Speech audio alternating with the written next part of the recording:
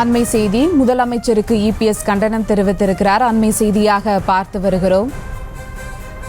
திமுக ஆட்சிக்கு வரும்போதெல்லாம் சமூக விரோதிகள் சட்டத்தை கையில் எடுக்கின்றனர் என இபிஎஸ் முதலமைச்சருக்கு கண்டனம் தெரிவித்திருக்கிறார். அண்மை செய்தியாக பார்த்து வருகிறோம்.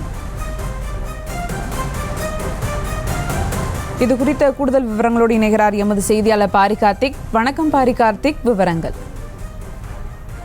வணக்கம். திமுக ஆட்சிக்கு வரும்போதெல்லாம் சமூக விரோதிகள் சட்டத்தை தங்கள் கையில் எடுத்துக் கொள்கிறார்களா என்று அதிமுகவினுடைய பொதுச் செயலர் எடப்பாடி பழனிசாமி அவர்கள் தற்போது கண்டன அறிக்கை ஒன்றை வெளியிட்டிருக்கிறார். அந்த அறிக்கையின் அடிப்படையில் சென்னையை சுற்றித் தொடரும் சட்டக்கல்லூரியில் ஒரே இரவில் 6 பேர் வெட்டிக்கொலை, அரசு நிலத்தை ஆக்கிரமிப்பு, அராவடி மற்றும் மும்பையிலிருந்து சென்னைக்கு போதை மாத்திரை கடத்தல், சிறுமிக்கு தொடர் பாலியல் தொல்லை, மது போதையில் மோதல், மண்டை உடைப்பு, வண்ணாரப்பேட்டையில் துணிக்கடையில் பெட்ரோல் கொண்டு வீசி, நூற்றல பிரச்சனைகளில் மாணவர்களுக்கு வெட்டு, அதே போல அம்பத்தூர் தொழிற்பேட்டையில் போதை மாத்திரை விற்ற கல்லூரி மாணவர்கள் கைது, மது வாங்க வீடு புகுந்து பணம் பறித்த நிகழ்வு, கொடுங்குடியூர் உயர்சல்பாடி பகுதியில் ஒரே இரவில் 5 இடங்களில் வழிப்பறி, பிறந்தநாள் விழாவில் பட்டாக்கத்தியுடன் வாலிப நடனம் என்று பல்வேறு குற்ற நிகழ்வுகள் தமிழகத்தில் நடைபெற்று வருவதாக குற்றம் சாட்டியிருக்கிறார். மேலும் சென்னை நாளிதழில் வெளிவந்துள்ள பல்வேறு செய்திகள் இது தொடர்பாக எடுத்து காட்டுகிறது என்றும் மேற்கோட்டுக்காக தெரிவிக்கிறார். மேலும் தமிழகத்தில் பெண்களுக்கு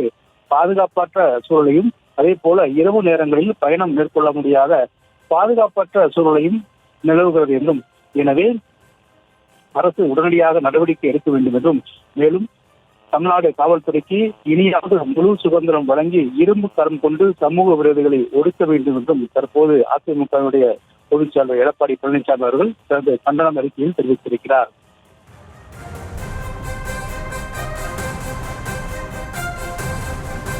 விவரங்களுக்கு நன்றி பாரி கார்த்திக்.